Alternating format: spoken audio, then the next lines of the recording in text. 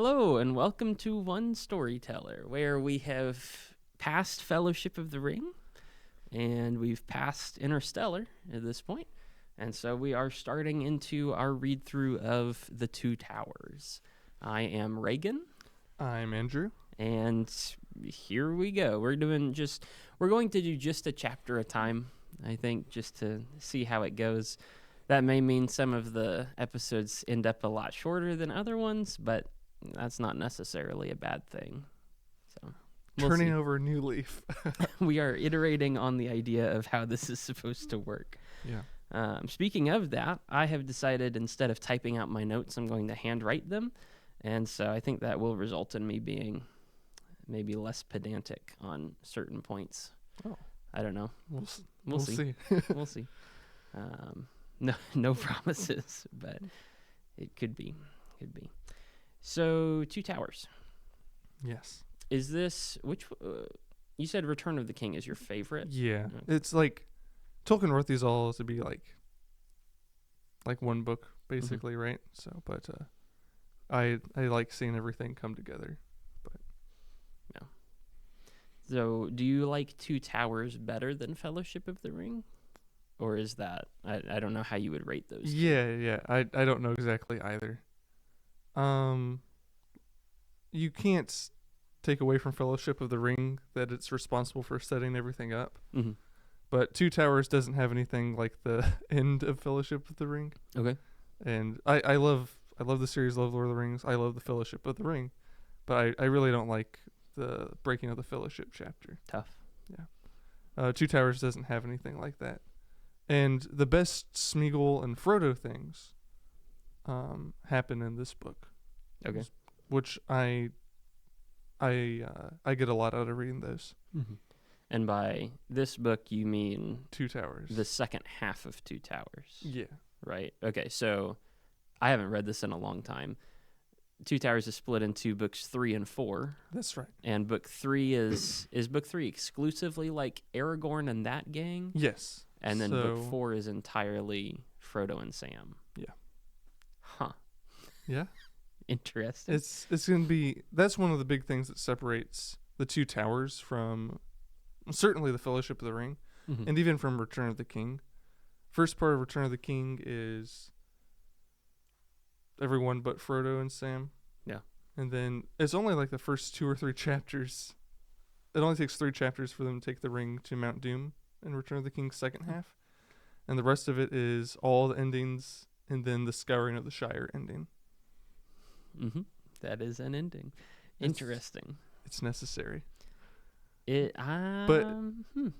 definitely is. But for Two Towers, necessary. Yes, it's like the most important part of the book.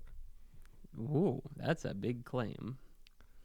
I don't think I agree. But Two Towers doesn't have any overlap between characters. Yes. So that was my point before you started slandering the books. No, I didn't start slandering anything. You made some very strong claims, such as skewering of the Shire. You say scouring instead of skewering? Scouring. Okay, it's skewering, but never mind. What? I'm pretty sure. No, that's what you do to a kebab. No, that's skewering. That's totally different. What? No, but that's what you have said. To look this up. This is terrible. Oh. Scurrying. No, that's what mice do. No, that's scurrying. No, you're probably right, Brother. but that makes me mad. It sounds like skewering or scurrying. Yeah. I also do have a habit of using British pronunciation for words. Yes. Because I can't but tell I'm the difference. an American. Yeah, I can't tell the difference, though. Oh. Like, I hear an English accent, and I say, is that an English accent, or is that an American accent? Oh, rip. It's kind of bad. That's rough, man. I was raised listening to a bunch of British stuff, so I can generally tell if I think about it, but if I don't, it just sounds all the same. Okay. I'm pretty sure everyone says scouring. I'm pretty sure no one uses the word, so... I've heard it all at of the ones least that are 5 used. people say it like that. Skewer. I think we may have got a little distracted. So, well, it's okay. This chapter is short. We're trying to bulk out the runtime. Not filler. Of course not. Okay. It's not like this chapter should have been included at the end of the last book, and it's just kind of 10 pages of... Yeah. This one's definitely a casualty of how he split it up. I think usually it works pretty fine. Yeah. But, and the way, like, that was the place to end it, I think. Yeah. But it does feel like maybe a tiny bit awkward. Yeah. Well, it was the place to end it for Frodo and Sam, absolutely. Yeah.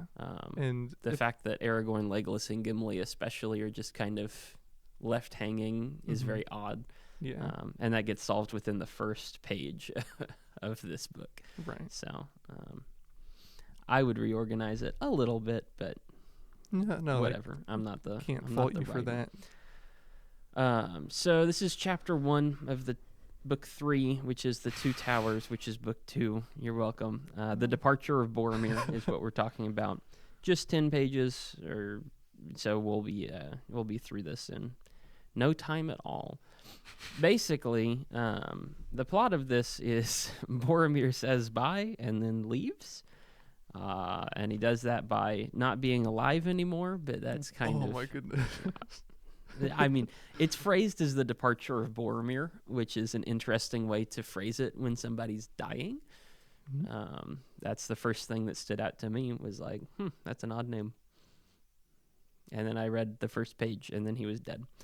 So, spoiler alert, but we'll get there in half a second. Basically, this follows Aragorn as he's looking around, seeing the aftermath of what happens when the entire fellowship just kind of runs away from the camp for no real reason at all. Several of them, 2 of them get plucked away and taken. Boromir is dead, and Legolas and Gimli join up with him to go on a big quest, which is the whole point of the Two Towers, or the first half of the Two Towers. First thing that happens is it picks up with Aragorn like running up the hill to go see the Hill of Seeing, or the Watchtower, or whatever it's There's called. like a throne of sorts Yeah. on the top of Amon Hen. Amon Hen, that's what it is, right? Yeah. It's So the one where Frodo... exactly the same. Yeah. Where Frodo was seeing basically vision. He had some power of sight. Maybe the ring had something to do with that. Probably amplified it. Yeah. Aragorn wants to go up to see if he can see anything. Doesn't want to go up, and then he goes up anyway. Takes a look around, and it's described as like not good. Everything's dark. Sun is dark. The world is dim, and he sees an eagle making circles around the earth. The eagle comes up several times. Yes. In the next couple of chapters, and I really don't know what that means. Just put a pin in it. Okay. Yeah. I have to wait for that. Fine. So, there's probably some significance there. He doesn't find Frodo through it, which is, I think that's what he was looking for. I think that's part of it. And he's also still thinking, well, what do I do after I find Frodo? Do I go with him, or do I go to Gondor? Maybe this ancient site, relic seat will give me some insight. Yeah. So he is desperate for that sort of thing right now. It doesn't really help him. No, it does not. No. Although... And I think it's striking that it is like he's looking for answers, and it's all dark around him. Right? He can't see further at all. Yeah, there is that. Although his whole arc in this chapter is he goes to see Boromir, realizes that Frodo and Sam are gone, and then says, "Well, fate has taken them away from me, so I'll just go to Gondor after all." And so I guess you could argue that there's probably important to say, like not exactly. What about the fate thing? Not going to Gondor. Yes, but I'm going to go yes south instead of east. Well, west is where they end up going. Okay. Yeah. Close I think technically you're right. Gondor is still in view here, but he's postponing even that at this time. Yeah. Where does he say it? Now I have to look it up. This is terrible. Which line are you looking for? I was pretty sure, because he says at one point, like, Frodo and Sam have been taken away.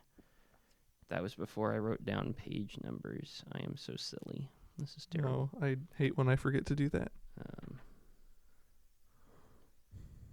Terrible. I guess we'll find it as we work through it. Sure. He is looking for he he ends up seeing Boromir from the Seat of Seeing. I believe it's while he's up on the mountain. Oh, I don't think he sees him, but he does. He Hears the him. horn. Yes. Yeah, he does hear the horn up here.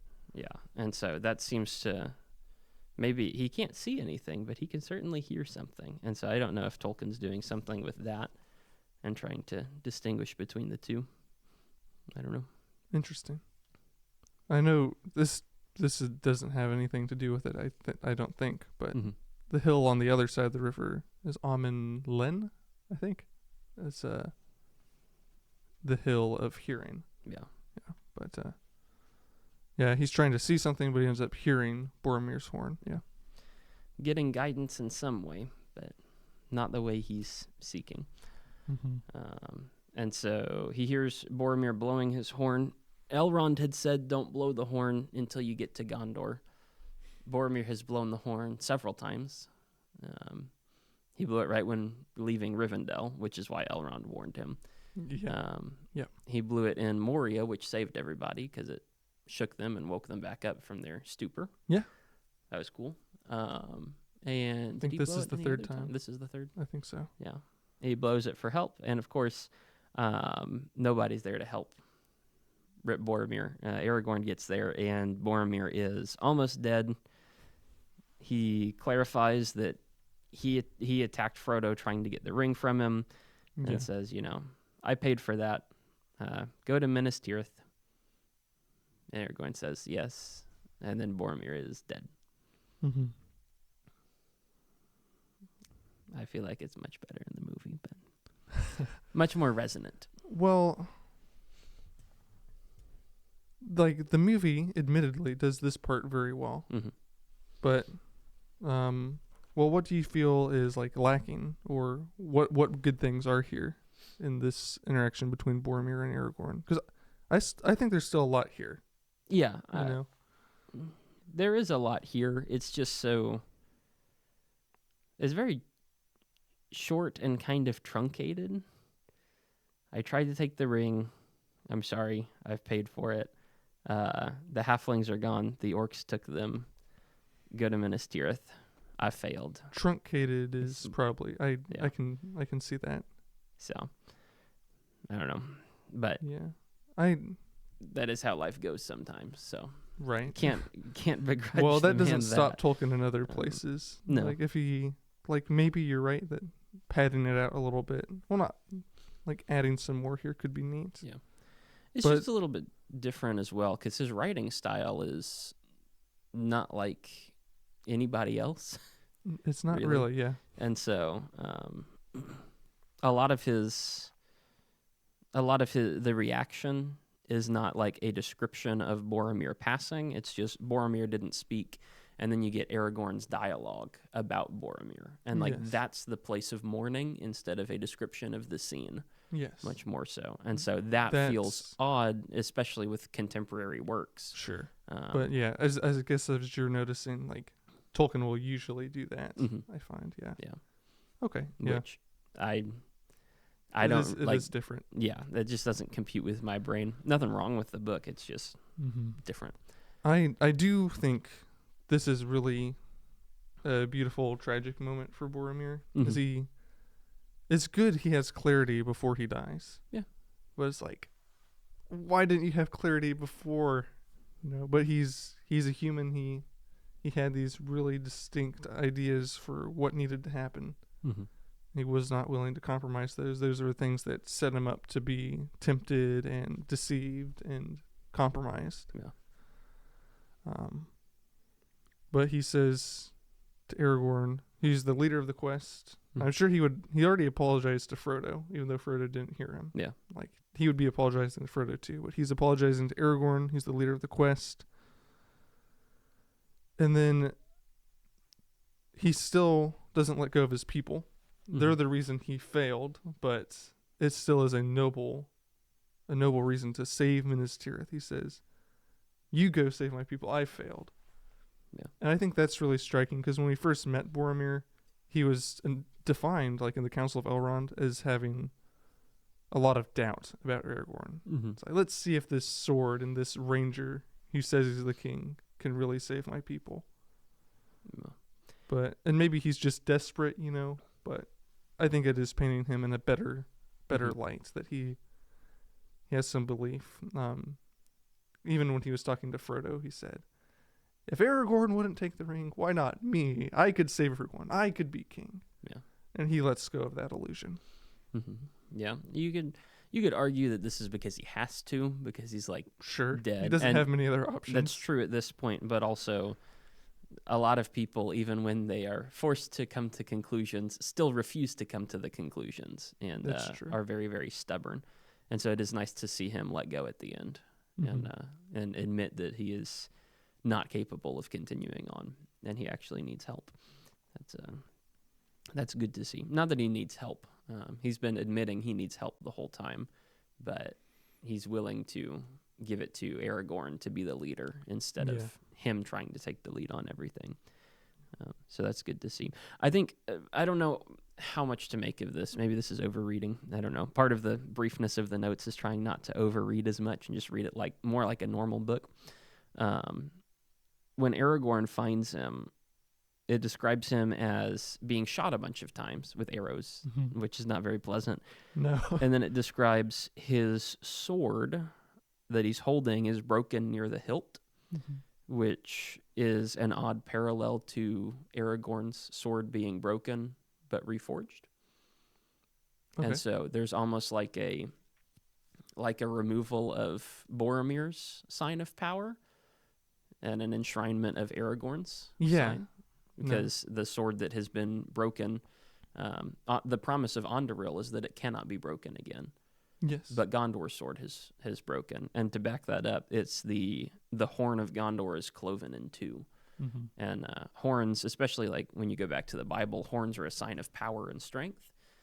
And so you would have horns on an altar or you would have horns various places. That was like the sign of, hey, there is capability and power within this individual. And it's certainly for Boromir, at least, it's a pretty clear representation of, not even representation, but like extension, like it illustrates his boldness and his courage. Yeah. Yeah. His brashness, But- sometimes his foolishness. But, Sure, yeah. But yeah, so the horn is gone. There is no more power in Gondor. The sword is gone. And so now there has to be a reforged sword that is taken to them instead. That's interesting. Yeah. Maybe reading too far into it. I think maybe a little bit too far, but there's something there for sure. Yeah. One thing, you said there's no more power in Gondor. I think that's sort of a huge interpretive difference between Tolkien and Jackson with this story. Okay. You'll have to keep an eye. I think I'll just leave it at this. Keep an eye out for that theme for like power ending in Rohan, power ending in Gondor. Yes. All I think we can say for sure, like Boromir's power is broken, but maybe more than that. Yeah. Yeah. But there's a big difference in approach between the two main storytellers of Lord of the Rings. Okay. The OG and the bootleg. Right. Yeah. Tolkien was a bootleg. That's what we got to say. There's one other thing I've got to say about Boromir is like this is a good moment for him. Like, he's grown a lot here, but surely, and maybe I'm overreading this, but I don't think it makes sense to leave this at just leave it as like something not to bring up for the characters. But surely Boromir knows Aragorn is conflicted, right? Aragorn's been saying, I don't know, I don't want to choose yet. And Boromir getting annoyed about that, right? Yeah. But he says, he knows Aragorn's conflicted. He says, go to Minas Tirith. And the alternative, of course, is Aragorn would go with Frodo to Mordor. So, is this like maybe Tolkien would say, in his moment of death, he's confident about this because he's like closer to the beyond or something.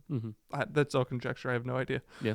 But anyway, this is what Boromir always wanted to do, and he's not bringing up Frodo's quest. So I think that's sort of interesting. Yeah. Tolkien doesn't make a huge deal about this, but it's interesting. Even after this, he doesn't doesn't seem to appreciate the Rings quest. Yeah. I'm not sure. Aragorn doesn't. Boromir. Yeah, maybe. Although, arguably, from Boromir's point of view, the Fellowship was together until man interfered.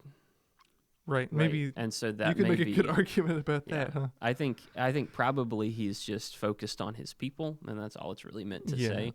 Yes. But he could also be saying, hey, like, mankind is very tempted by the ring, and it's not a good idea to get close to it. Yeah. And so. No, I think Tolkien is. That's the force of this section for Tolkien. It just strikes me as a little odd. Like, the whole tension everyone has to be aware of is, like, do we go to Minas Tirith or not? Yeah. And Boromir just doesn't address that at all. Nope. But when you only have one line of dialogue before you're dead, may as well make it concise. So it's almost like he's putting in his vote, and then the others can do with it what they will. But yeah. But it is his dying request, and so there's a certain amount of honor that needs to be lent to that. And Aragorn says he will do that. And then he has another sort of aside. This is where it's kind of weird that this story is divided as it is. Not too bad, but this is like the most awkward thing, is the gulf between the breaking of the Fellowship and the departure of Boromir. If you have all your books, not a problem. Yeah. But this is sort of the end of, well, I guess in the next chapter 2. This is sort of the end of Aragorn being conflicted as much. Like, he's, like, as you noticed already, Aragorn makes his decision. No. Aragorn makes his decision in this chapter. But he's kind of in a low place right now. He's like, the company's all in ruin. It's not Boromir who's failed. I failed. Gandalf's trust in me was vain. What am I going to do now? Yeah. Boromir said, go to Minas Tirith. My heart desires it, but where are the ring and the bearer? How shall I save them in the quest from disaster? So a lot has changed, but he's still in the same place, but worse right now, which is not very fun. Yeah. But he will ultimately improve that, because by the end of this chapter, he does choose, in just a couple pages, to chase after the halflings who are taken by the orcs instead of Frodo and Sam. And even when he finds out that Frodo and Sam have taken a boat and are gone already, and it's just Merry and Pippin who are captured, he sticks with that plan and is willing to let them go and follow Merry and Pippin instead. All Boromir got out was the halflings are gone. And so at this point, he doesn't know if it was just Merry and Pippin or if it was all 4 of them, or like how many of them were taken. But, Aragorn standing there, Legolas and Gimli come up. And so they join him, and that squad heads off to go. And what did I even write there? I don't even remember. That squad gets together and starts to go on their quest. Before they do, there's this whole burial scene with Boromir, and it's very they put him in a boat and dress him up and put all of the orc weapons that he killed, at least 20 different swords, right? All of those get poured into the boat as well. It's very like Viking kind of burial, right? Beowulf style, which is a great and noble end for a guy who has been questionable and arguably caused all their problems, or a lot of them. So it's nice to see some amount of forgiveness being metered out. It is. It's interesting. This is another thing that isn't really addressed, what I think would have been fascinating to see a little bit more of, is Aragorn withholds the information that Boromir tried to take the ring from Legolas and Gimli. And it doesn't. We can see like the full-on extent of forgiveness there from Aragorn, and like Legolas and Gimli probably would have done the same thing. But I don't know. It's interesting that I can understand why Aragorn would withhold that out of respect for Boromir at this time, but we never read about that important information being shared later. Just a little fascinating. Interesting.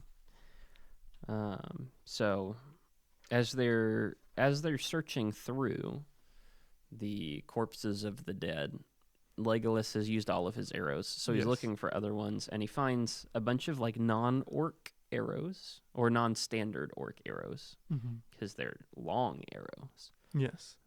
That's the thing with Lord of the Rings orcs is they're all about dwarf size or something like that. These are not. they see gear, particularly I think it's the bows and arrows mentioned, like you're saying, that are described as nearly human sized or something like that. Yeah, it's there are a bunch of them that have a white hand on them, The like shields, painted on helmets. and some kind of S rune, which is in the elf language, which does not stand for Sauron because Sauron doesn't use the elf language.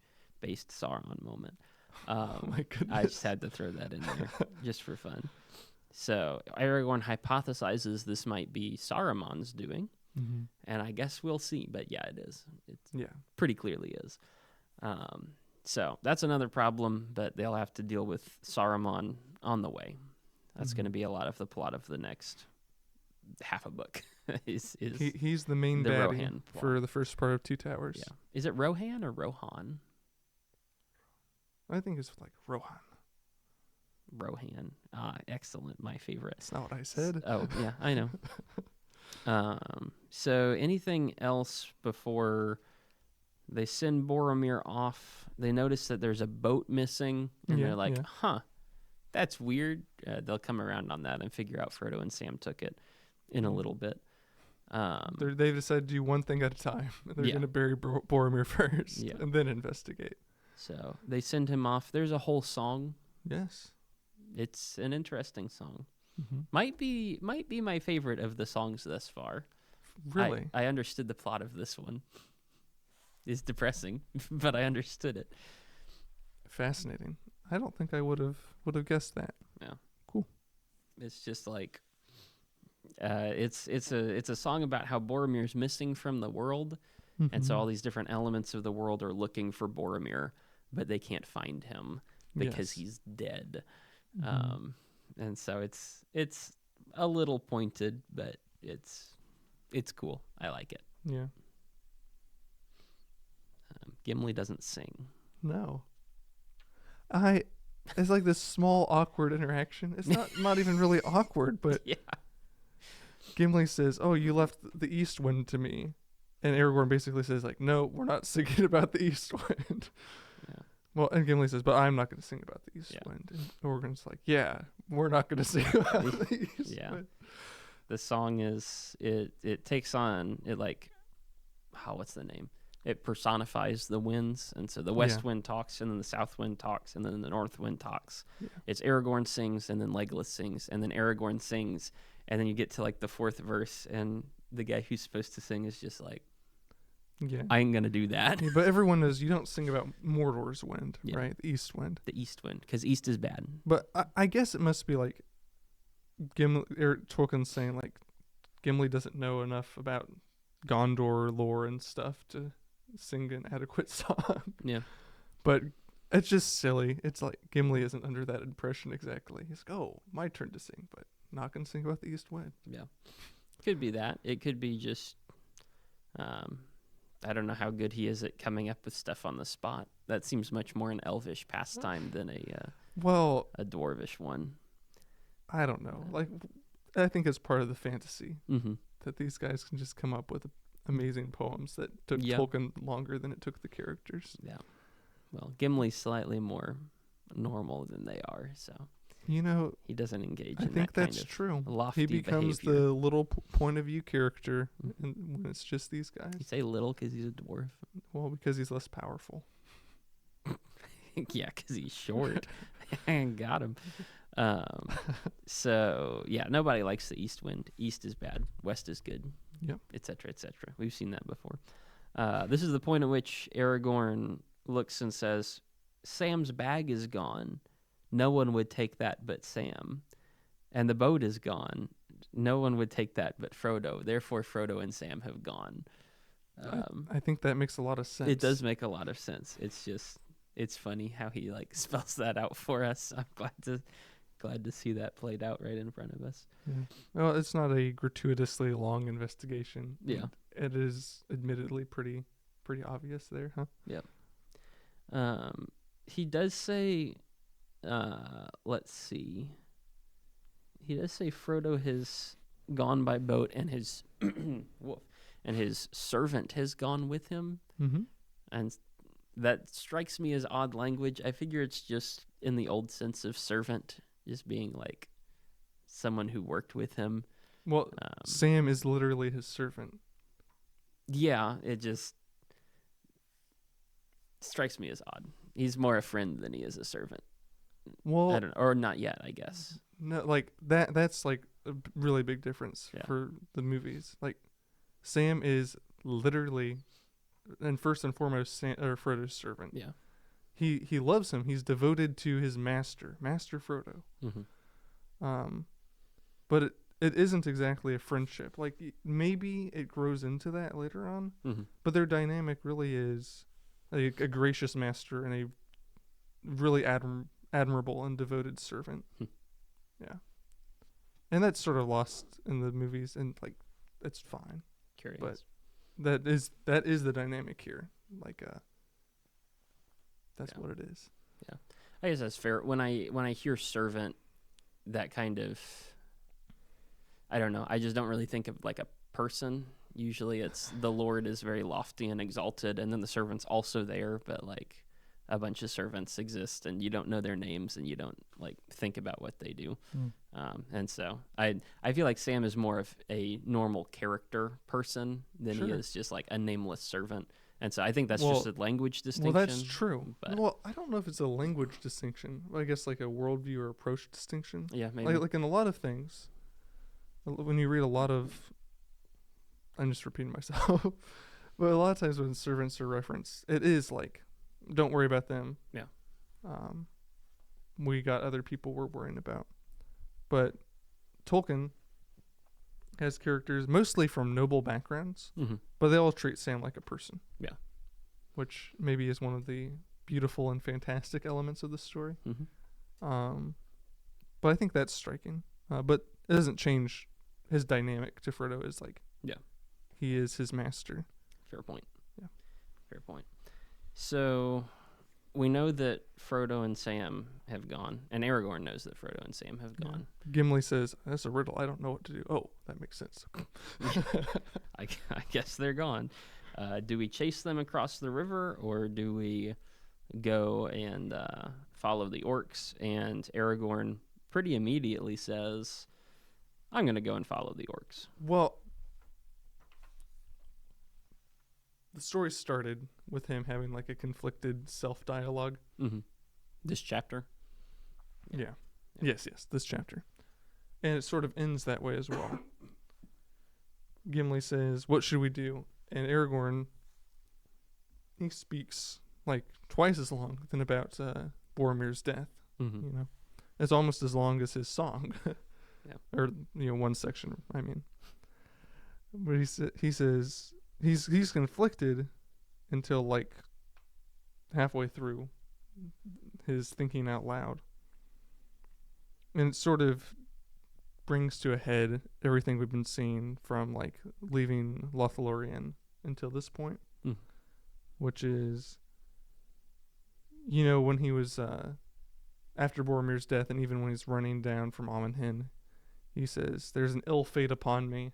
Everything I do is turning amiss." And he says, "Let me think, and now may I make the right choice."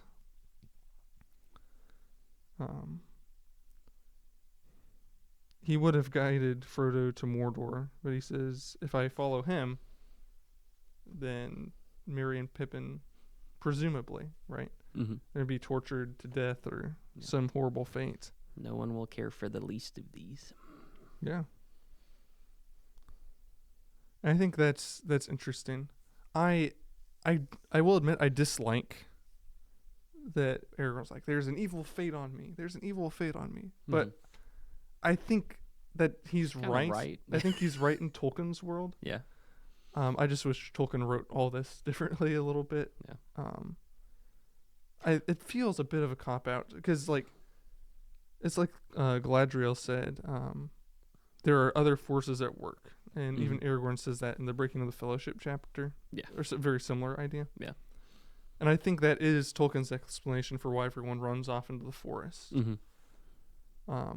Is that this was fated to be. And I just think they're more gracious. We talked about this before. Go read the Breaking of the Fellowship chapter. But I feel like there's a more graceful way to do this, and certainly a way to do it without compromising like characters' integrity or competence. Yeah. And so even though I know why Tolkien is writing this, it just makes me think like, cop out. Yeah, well, I don't really. What part of that do you think is a cop out? Because he does say, there is evil on this day. Well, he's specifically saying, Aragorn is saying, there's an evil fate on me. Where? He says it on the first page when he's running down from the hill. Okay. So like back at the beginning of the chapter. And so I guess I'm interpreting this toward the end of the chapter in the same light. Yeah. So evil fate implied on me on this an unhappy day. Yeah. Well, it's true. I mean, it's not just, I don't think this is like fate, like predestination, like whatever. I don't think he's using it like that. It's just everything is going wrong today. Yes. Which is the way that we would say that. Yeah. I think that's just the thought that he's expressing. Yeah. It just feels immature because there's a lot of these things. Maybe he's just old English. Well, is it like the phrasing or the interpretation of these words? There's an evil fate on me. And even if it is just things are bad, man, I don't know what to do. It's like you're saying that instead of saying like I've made some bad choices, which he has, like the choice of not making a choice. But this is an invasion of like my view against Tolkien's. So that's why it feels so much in conflict. I just disagree strongly with that. Yeah. Well, I don't know. I think in the broader context, there is an ill fate is on me this day, and all that I do goes amiss. Yeah. Is corrected by now may I make a right choice and change the evil fate on this unhappy day. And so I feel like there is when you include that second what line I'm on saying both is of them. I want some more of that. Yeah. Yeah. No, you're right. That's a good point. It is as soon as he makes up his mind finally. Bless. That's been the main complaint with Aragorn in the second half of Fellowship was like he would not make a choice and he kept delaying, and so these bad things came upon him. But now he actually steps up and makes a choice. And there's a point in the last paragraph that is, on and on he led them, tireless and swift, now that his mind at last was made up. Yeah. Which is like Tolkien pretty clearly indicating choice is good, and Aragorn's finally doing what he should have done the whole time, I think. That is helpful. Unfortunate that it was so late that he left it, but there is hope that next time he will choose quicker. And so there's indecision is a killer, but making a decision is good and blessed. And so they start running, and three guys are going to run down the orcs, or at least that's their theory. It's their desperate plan. That's what they try to do. Yes, they're going to explore like the hopelessness of it in this next chapter. Yeah. So I won't say any more about that here. There's a lot more that goes into it than just them running after orcs. I think Riders of Rohan is one of the most interesting chapters. There's a lot of like Tolkien's putting his own wisdom into Aragorn's mouth on like several different occasions. I find it really, really rich. Okay. Well, I guess we should get around to that, but it's a good thing we are not trying to combine these two. So next time we will do chapter 2, the riders plural of Rohan, and see what happens in the epic quest for Aragorn, Legolas, and Gimli to actually find the orcs and put them down, and hopefully save some hobbits along the way. None of that happens in chapter 2, but they're working on it. Yes. And that's kind of They're taking the hobbits to Isengard. No. Yes, they are. No. Is that line specifically in this? I don't know that it is. Thank goodness. No, I don't think it ever shows up. They run as if the very whips of their masters are behind them. That might be here. That was actually in there, which is very sad. Anyway, hopefully this was interesting. That's a Welcome fine to the Two line. Towers, and we'll see you for chapter 2.